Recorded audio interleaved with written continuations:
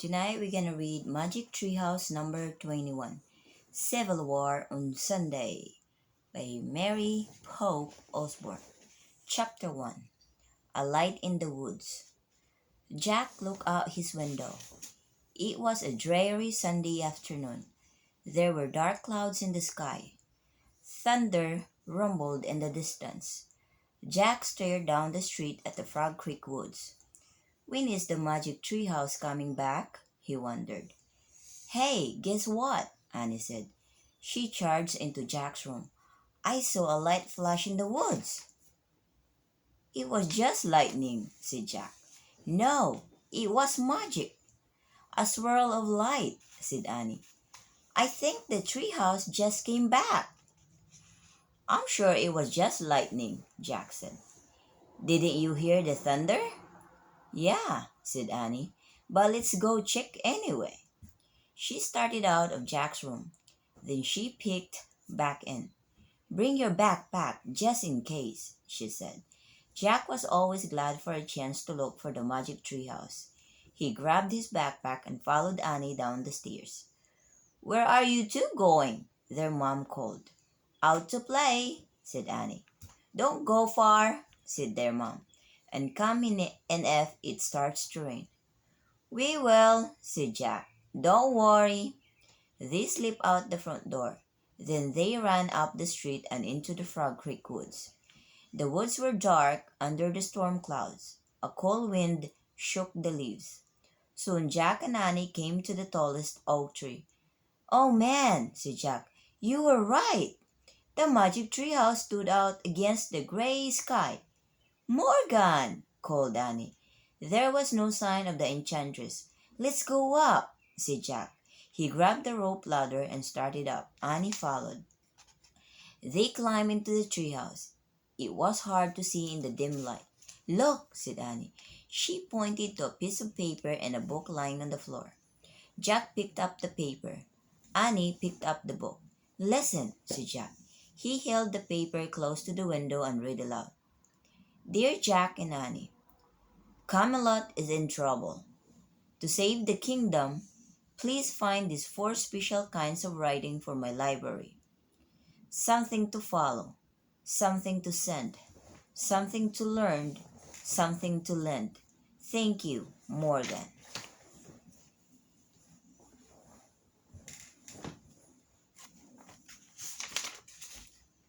Camelot is in trouble, said Jack. What's that mean? I don't know, said Annie, but we better hurry and find these writings. Let's go look for the first something to follow. I wonder where we should look for it, said Jack. What's the title of the book you're holding? Annie held the book close to the window to read the title. Yikes, she said softly. She showed the book to Jack. On the cover was a painting of a peaceful-looking field and a blue sky. The title said, The Civil War. The Civil War? said Jack. Cool. Annie frowned. Cool? she said. War's not cool. It sort of is, Jack said uncomfortably. He knew war was bad, but some parts of it seemed fun, like a game. I guess we'll find out, said Annie. She pointed at the cover. I wish we could go there. Thunder boomed through the woods. The wind started to blow. The treehouse started to spin. It spun faster and faster, then everything was still, absolutely still. Chapter 2, Cruel War. Glaring sunlight filled the treehouse. It's really hot here, said Jack. Especially in these clothes, said Annie. Their clothes had magically been changed. Annie wore a long dress. Jack wore scratchy pants and a long-sleeved shirt. His backpack was now a leather knapsack. Where are we? asked Annie. They looked out the window together. The treehouse had landed in a tree at the edge of a field, the same field on the cover of the book. It looks so peaceful, said Jack. Where's the Civil War? There, whispered Annie with a shiver. She pointed to the woods beyond the field. Jack saw a soldier riding a horse out of the woods. The horse was covered with mud. The soldier's blue uniform was torn. His arm was bloody. Another man rode into the field. His blue uniform was in rags too. His head was bandaged. "Oh man," whispered Jack, "who are they?" He opened the Civil War book and found a painting of some soldiers in blue. He read to Annie. 1861 to 1865. The Civil War is called the War between the States because it was fought between the southern and northern states of the United States. Southerners wore gray uniforms and were called Confederate soldiers. Northerners wore blue uniforms and were called Union soldiers. "So they're Union soldiers," said Jack. He pulled out his notebook and wrote Civil War 1861 to 1865. Blue, North, Union. Gray, South, Confederate. Jack looked at his book again. He read aloud. The Civil War was a cruel and bloody war. More people died in this war than in all of America's other wars put together. 1 out of every 5 young men in the nation died or was wounded. "That's so sad," said Annie. Jack wrote in his notebook, "Cruel war." "Wow, they keep coming," Annie said. Jack looked up. More Union soldiers were coming through the field. These didn't have horses. They all looked sad and weary. Some of them limped. Some of them helped others along. One man stumbled and fell down. "I have to help," said Annie. "Wait," said Jack. She started down the rope ladder. "You can't help," said Jack. "A kid can't help." But Annie kept going. "Don't forget, we have to find some special writing for Morgan," Jack called in a loud whisper. "Something to follow." He packed the Civil War book and his notebook in his knapsack. Then he started down the ladder. When he stepped onto the ground, Jack saw Annie in the distance. She was holding her hand out to the fallen soldier. She helped him to his feet. The soldier slowly started walking again. Annie walked beside him. "Oh, brother," said Jack, and he hurried to catch up with Annie.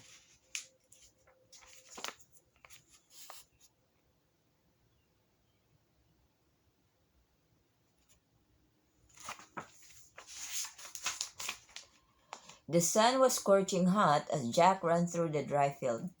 He was sweaty in his scratchy clothes. He caught up with Annie. Together they walked silently with the soldiers. At the edge of the field was a steep hill. Everyone stopped and gazed at the sight below them. Rows and rows of white tents. "Thank goodness," said the soldier beside Jack. "We're saved."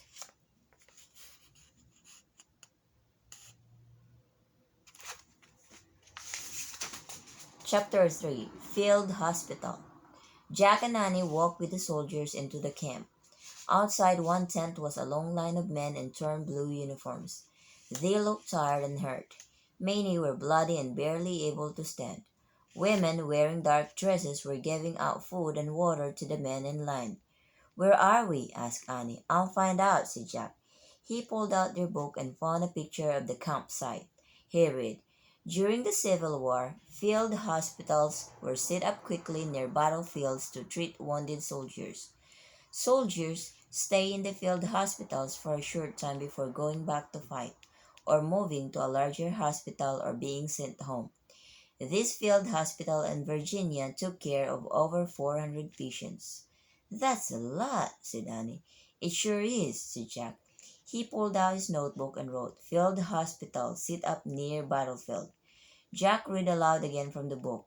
More than 3,000 women helped out as nurses during the Civil War. Nursing was a new job for women in America. Before the war, only men had been nurses. "Wow," said Annie. "Maybe we can be nurses." "Forget it," said Jack. "Kids can't be nurses." Jack wanted to find the special writing for Morgan and go home. The sad sun at the field hospital was making him feel sick. "I'll just ask," said Annie. She headed over to a nurse cooking over a campfire. "Annie, we've got a mission," Jack called. But Annie kept going. Jack heaved a sigh. He tucked his notebook and the Civil War book under his arm and followed her. Waves of heat rose from a small cooking fire. The young nurse was heating a pot of coffee. Flies buzzed everywhere. "Hello," said Annie. The nurse barely smiled at them. Her face was red and beaded with sweat. Her eyes looked terribly tired. "Where are you from?" she asked. "Frog Creek," said Annie. "We'd like to volunteer as nurses." The young woman didn't seem at all surprised. "We could certainly use some help," she said, sighing. "Some of us have not slept for days." "Why not?" asked Jack. "The wounded are coming here from a battle near Richmond," said the nurse. "More and more keep coming. It never seems to end." "Just tell us what to do," said Annie. "While we feed the new patients, you can go to the first two tents," the young nurse said, "and give the other soldiers their noon meal."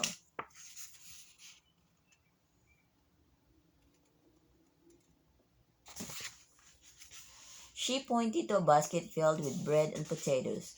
Next to it was a ladle and a bucket filled with water.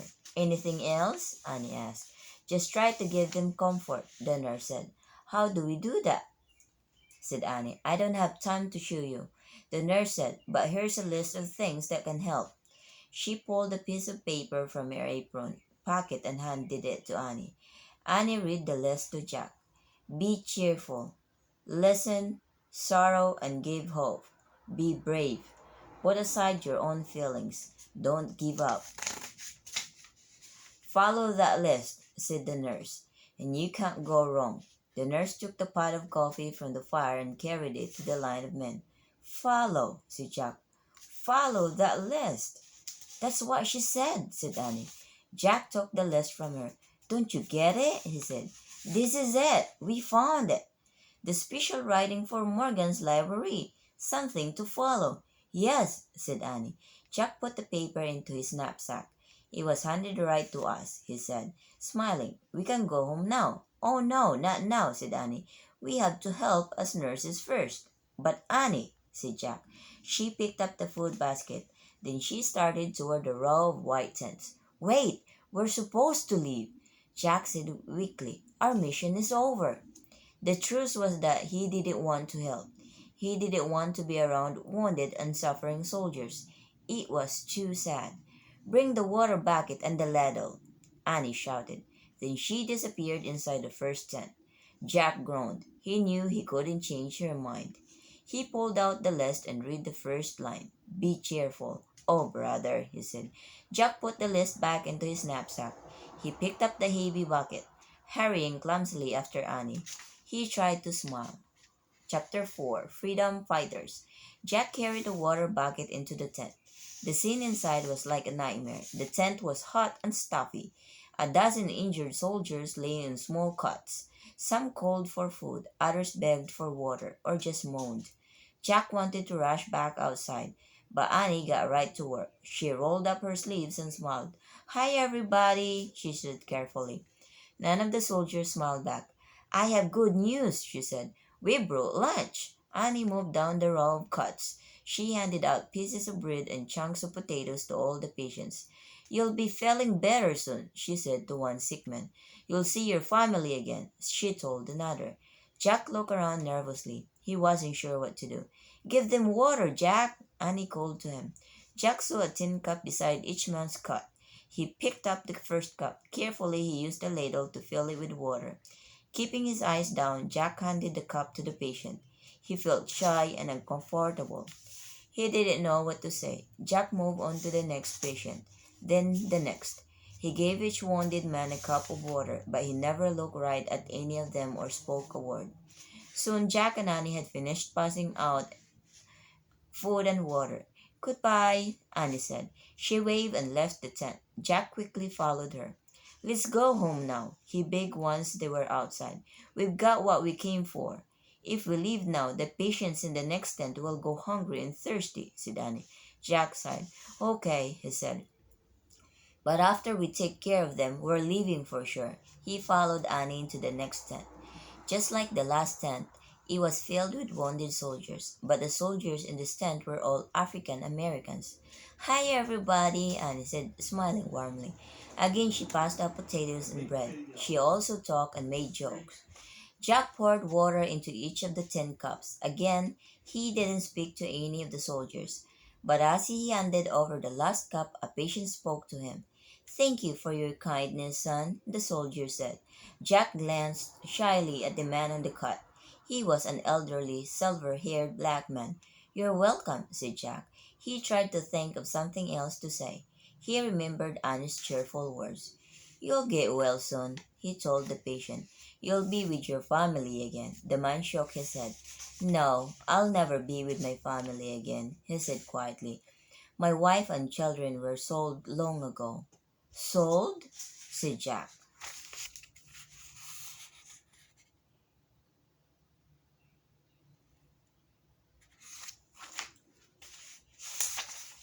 Yes, we were slaves, the man said. You were a slave? Asked Jack. All of us in this tent were once slaves, the man said. We ran away from our owners in the South to fight to end slavery, to fight for freedom for our people. I ran barefoot for over 30 miles to tell the Union soldiers that the Confederates were going to attack. The man fell silent. You're a very brave freedom fighter, said Jack. Thank you, son. The man closed his eyes. Jack wanted to know more about slavery, but he didn't want to bother the weary patient.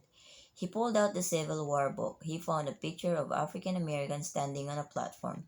The men, women, and children had chains on their hands and feet, Jack read. In the 1800s, the United States was divided over the issue of slavery. The North wanted the country to end all slavery, but the South wanted to keep slaves because more than 4 million African American slaves worked in huge plantation fields there. This disagreement between the North and South led to the Civil War. Jack looked down at the man's face. He looked very weary. Jack pulled the nurse's list of rules from his knapsack. Listen, sorrow, and give hope, he read. Jack put the list away. He leaned close to the man and spoke in a soft voice. One day your great-great-grandchildren will be doctors and lawyers, he said. The man opened his eyes. Jack went on. They'll help run the government and schools. They'll be senators and generals and teachers and principals. The man stared hard into Jack's eyes. Can you see the future, son? He asked. Jack nodded. In a way, he said. The man smiled a beautiful smile. Thank you, son, he said. Then he closed his eyes again. Good luck, whispered Jack. He hoped the brave man would live to enjoy freedom.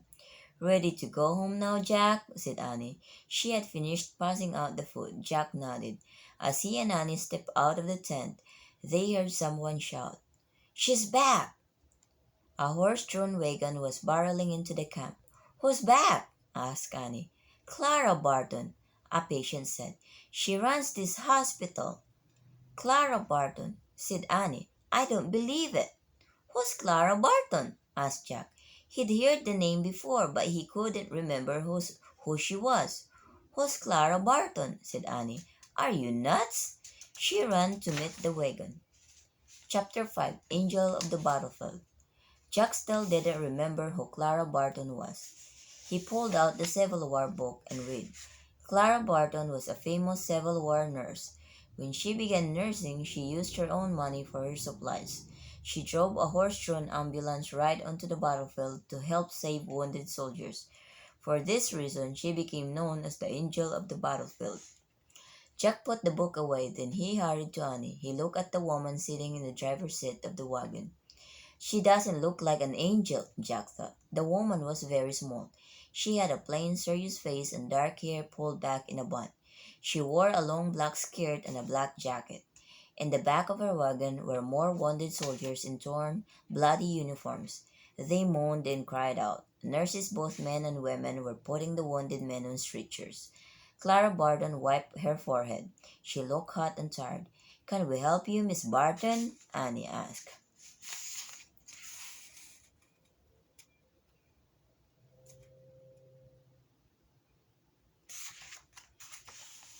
Who are you? Said Clara Barton. Jack and Annie, said Annie. We're volunteer nurses. What can we do, Miss Barton? Clara Barton smiled. First, you can call me Clara, she said. Second, would you ride with me back toward the battlefield? There are more wounded waiting to be picked up. Sure, said Annie. Jack didn't answer. After seeing all the suffering men in the wagon, he was afraid of getting closer to the battlefield. In you? Clara asked Jack. Her dark, serious eyes looked right into his. Jack didn't want to admit he was afraid. Sure, no problem, he said. Very good, said Clara Barton. Let's go. Jack and Annie climbed up into the driver's seat next to her. By now, all the soldiers had been taken out of the wagon. Take care of my new family members, Clara called to the nurses. She snapped the reins. The horse-drawn ambulance rolled off, sending up clouds of dust. Chapter 6. Keep Low. The wagon jerked and swayed as it bumped over the dry ground. Jack felt as though he were frying in the hot sunlight. Dust from the road filled his throat and eyes. The boom of cannons grew louder and louder. Jack heard popping sounds too, like the noise of firecrackers. What's that popping noise? He shouted, blinded by the dust and sunlight. Musket fire, said Clara. Jack remembered that muskets were long, old-fashioned guns. What are those flashes? Asked Annie. Jack tried to open his eyes and see what she was talking about. He saw bright flashes of light in the distance and puffs of smoke in the sky.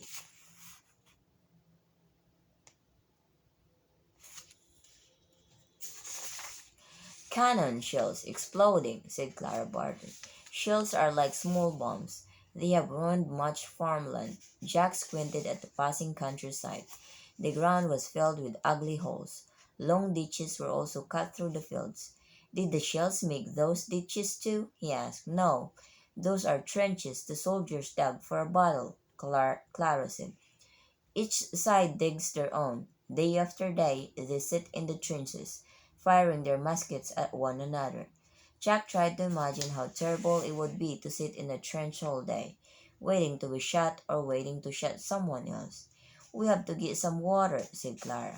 She drove the wagon to a narrow creek. A stream of water flowed downhill, running over rocks. The wagon came to a halt. Jack heard a whistling sound, then another. Keep low, cried Clara. What's that? Jack asked. Cannon fire, she said. Jack and Annie crouched down in the driver's seat. Jack felt a rush of panic. He pulled out their list. His hands were shaking as he read. Be brave. Oh, great, he thought. Another cannon shell whizzed overhead, then another. The ground exploded over and over in the flashes of light. Dirt clouds flew everywhere. Clouds of smoke and more dust filled the air. The horses neighed and whined. Be brave, Jack thought. Be brave. Chapter 7. Helping Hands. The firing came to an end. The horses calmed down. The smoky air began to clear. Clara handed Jack and Annie each a canteen. Fill this quickly, she said. We have no time to waste. Jack's leg felt wobbly as he followed Annie to the creek. They filled their canteens, then climbed back into the wagon. Keep alert, said Clara. Look for the wounded as they come off the battlefield. She snapped the reins. The horses started off again. As they bumped along, Jack looked ahead for wounded soldiers. There, said Annie. She pointed to a man limping toward them and waving his arms. The man looked very young, more like a teenage boy. His uniform was torn and bloody. It wasn't a blue uniform, though. It was gray. Clara pulled the horses to a stop. But he's a Confederate soldier, said Jack. When someone is hurt, you give them a helping hand, no matter who they are, said Clara. Her voice got softer. I have seen courage and kindness on both sides of this war. Sometimes things are not as simple as they seem. Jack was glad they had stopped to help the soldier. He jumped out of the wagon. Do you need a helping hand? He asked the young man. Thank you, the soldier said softly. Jack helped him into the back of the wagon. The soldier lay down on a pile of blankets and closed his eyes. Jack climbed back onto the set beside Clara. She snapped the reins and they rode on.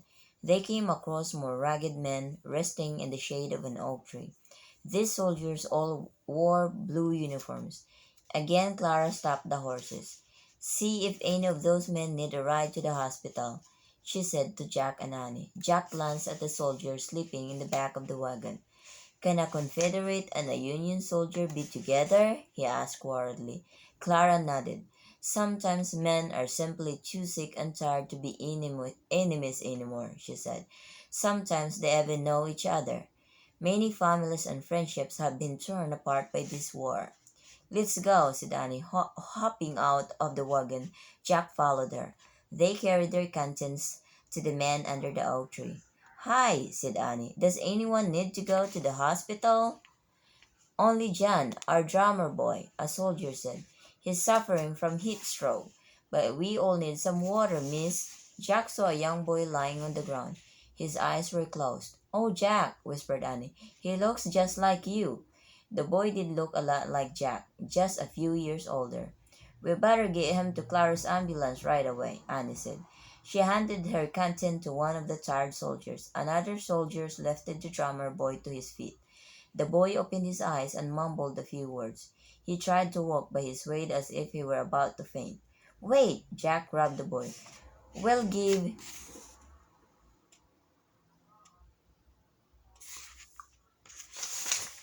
you a helping hand, he said. The drummer boy put his arms around Jack's and Annie's shoulders. Just a little farther, John, Annie said. You're doing great. Just a little farther.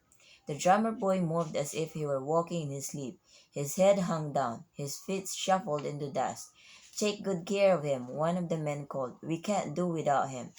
Chapter 8 Brothers. Clara Barton had turned the wagon around. She helped Jack and Annie lift the drummer boy into the back. The soldier said, He has heat stroke. Annie told Clara, His name is John. The boy lay down next to the sleeping Confederate soldier. He does have heat stroke, Clara said. The other boy also has a high fever. We must get them to the hospital at once. Can you two stay in the back of the wagon and do as I tell you? Sure, said Jack and Annie. Clara dampened two clean clothes with water from Jack's canteen. Gently pressed these clothes against their faces to help cool them off, she said. She gave the cloth to Jack and Annie. Then she went to the front of the wagon and climbed in. The wagon started forward. Jack and Annie gently patted the soldiers' faces with the damp clothes. Jack looked at the young men lying side by side. The two seemed far more alike than different. In another time and place, they might have been friends, Jack thought. Finally, the wagon arrived at the field hospital. The Confederate soldier was put on a stretcher and carried to a tent. Two soldiers wearing bandages put the drummer boy in a stretcher. Could you stay with John a while? Clara Barton asked. Jack and Annie. Sure, said Jack. Try to bring down his fever, Clara said. A nurse will give you ice packs to press against his skin. Find me when his fever is lower. The drummer boy was carried into an empty tent. Jack and Annie followed. Jack was put on a cot. Then a nurse brought some rugs and a bucket filled with ice. Jack and Annie were left alone with the boy. Jack wrapped some ice in a rug. He pressed the ice pack against the boy's head and neck and arms. Annie fanned the air to cool John off and to keep away the flies. Jack felt so hot he pressed an ice pack against his own face for a moment. Then he looked up drummer boys in his Civil War book he read. The Civil War was the last war to use drummer boys. The drum beat was used to give orders to soldiers. Different beats told them when to eat, how to march, and even how to fight. On smoky battlefields, the boys' drumming helped soldiers find one another and keep together. Wow, said Jack. He closed the book, pulled out his notebook, and wrote, Drummer boy, really important job. Suddenly, John shouted. Jack looked up from his notebook. The drummer boy was still asleep, but he was waving his arm as if he were having a nightmare. Annie shook the boy's arm. Wake up, John, she said. You're okay. Wake up. The drummer boy opened his eyes. You were having a bad dream, said Annie. You're safe now. You'll see your family again soon. No, no, the boy said. He sounded frantic. I have to go back to the battlefield. No, you don't have to fight anymore, said Annie. You can go home and be safe. No, the boy said. They need me. They need my drum. He sounded more and more upset. Jack thought about their list. Put aside your own feelings, he remembered. Okay, John, said Jack. You can go back as soon as you feel better. Jack said, Jack, said Annie. He'll get hurt or killed. I'm afraid for him.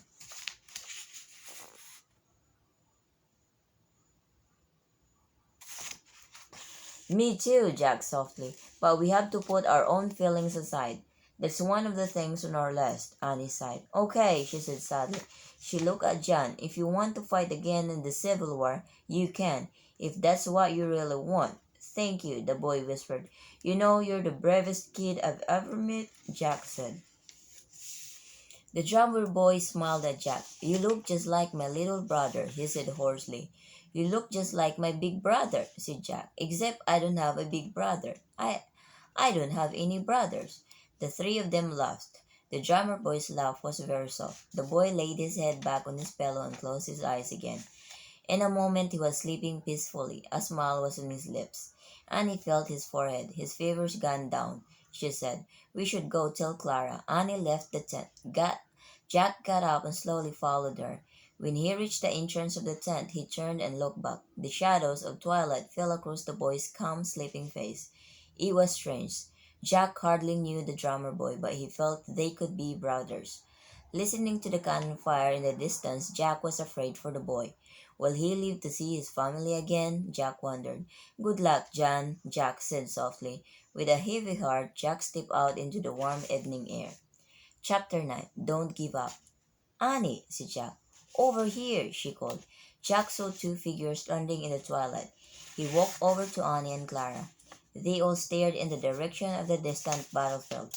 Bright lights flashed against the dark blue horizon, cannon shells exploding. "Every time you see a flash, you know a shell may have taken a life or many lives," said Clara. "That's awful," said Annie. "Yes, it is," said Clara. "A whole world can vanish in that flash. All a young man's joys and sorrows, all his memories." "This is a cruel war," said Annie. "All wars are cruel," said Clara Barton. "People feel they must fight for causes they believe in, but they soon discover that war is not about glory and fame. It's about misery and terrible pain and sadness." "It makes me miss my mom and dad," said Annie. "It makes me really miss them." Annie sounded tired and homesick. Finally, she had lost her cheerfulness. "I think it's time for you two to go home," said Clara. Jack thought of all the wounded men who needed food and water and kindness and comfort. "No," Jack said. "We have to stay. We can't give up. That's on the list. Don't give up." Jack pulled out their list to show Clara Barton. "Oh, yes," she said, nodding. "I see one of my nurses has written down the things I often say. Let me add one thing more. Do not forget the ones who love you." Jack heaved a big sigh. He was homesick too. "Can we keep this list?" he asked. "Of course," said Clara. "You don't have to work in a hospital to follow my words. They work in all life no matter where you go." "Thanks," said Jack.